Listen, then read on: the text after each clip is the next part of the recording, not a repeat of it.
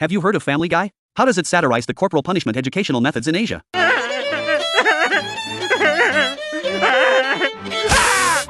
Speaking of the past, Megan's school held a talent show. Of course the whole Peter family was present. Brian flipped through the program and felt a bit bored. He thought these acts were utterly boring. Either it was a guitar performance, or a dance from Frozen. There was nothing fresh about it. However, there were some special acts among them. For example, Megan and her friends performed a rap. Although they used rap as a form, they attacked Mendo Mountain Company's genetically modified food. As a result, they were ruthlessly kicked off by the principal. But overall this show was quite creative. Among these acts, what fascinated Peter the most was a violin solo by an Asian girl.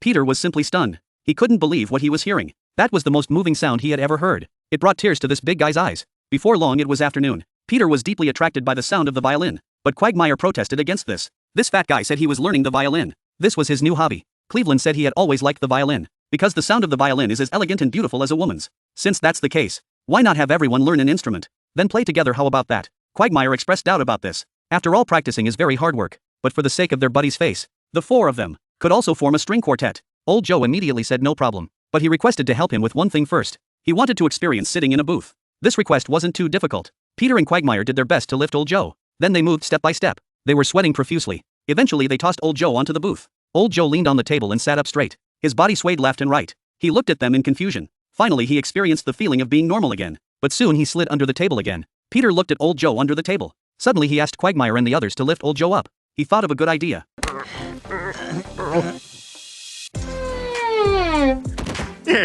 Time passed like this for a few more days. The quartet officially began rehearsing. Everyone could basically play smoothly. Only Peter always felt awkward while playing. Joe couldn't stand this tune anymore. So he questioned Peter about what he was doing. Peter sadly said he didn't have time to practice properly. He had been busy before. He had been busy with violin-related matters. For instance, he bought a tuxedo that Bugs Bunny wore during performances. Wow, that looks sharp.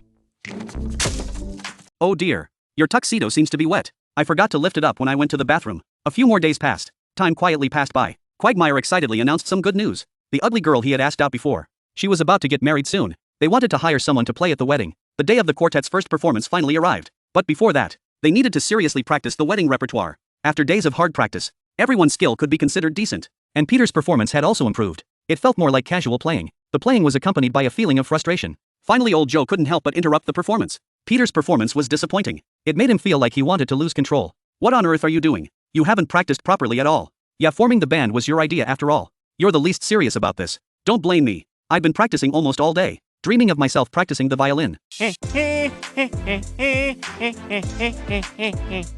Alright Peter, you're out of the band. Lewis looked at the stunned Peter. Couldn't help but feel curious. Aren't you supposed to be practicing with Quagmire and the others? Those guys think my skill is too poor. They kicked me out of the band. Peter, if you're angry about being kicked out of the band, then you can't blame them. If you want to play the violin well, you need to put in hard work and focus. But you've never practiced seriously. They might think you're wasting everyone's time. Maybe you're right. I think I should adjust my mindset. It's never too late. You can find a teacher to guide you. If you're willing to work hard at learning, you can make progress. They will definitely accept you back. The time came to the day before the wedding. Quagmire went to the dry cleaners to pick up the performance shirts. And Peter was also practicing at the shop owner's place, practicing the violin. But due to his poor foundation, he could never hit the right pitch. The shop owner angrily accused him of having no talent. He also said he was fat and lazy, told him to hurry home and stay there. Peter hurriedly begged the owner not to let him go. He had to practice well to keep up with his friend's level. Quagmire happened to see the scene at the door. Your hands aren't even calloused. This shows you're not working hard enough. Do you want me to iron your hands? This scared Peter to death. The shop owner angrily tore his clothes off. Is somebody making a Cuban sandwich? That afternoon, Peter sat in the bar feeling dejected. At that moment Quagmire and the others walked over. They expressed concern and comforted him. They saw Peter's determination. As the four talents of Quahog, the brothers invited him back to the band. At first Peter was very happy, but soon he worried about his playing level. Do you agree to join us? Peter, do you want to play with us at the wedding? Of course I would love to. Thank you for your trust. I will definitely not let everyone down. I am ready. Everything is ready. At the wedding venue, Peter nervously watched the newlyweds on stage. He was always not very confident in his playing. Just let go and play. Peter, we are a team. You just need to do your best. At that moment, under the host's lead, the bride and groom held hands and kissed.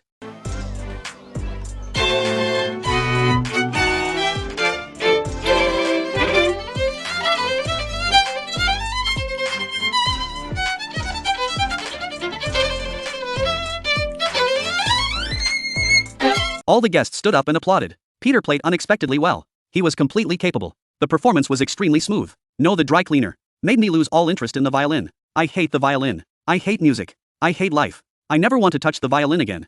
All right, guys, let's go drink a bunch of free booze and be a huge presence in the wedding photos. Alright, that's it for today's story. If anyone has something to say, feel free to follow. Welcome to leave comments and interact. Love you all, moi.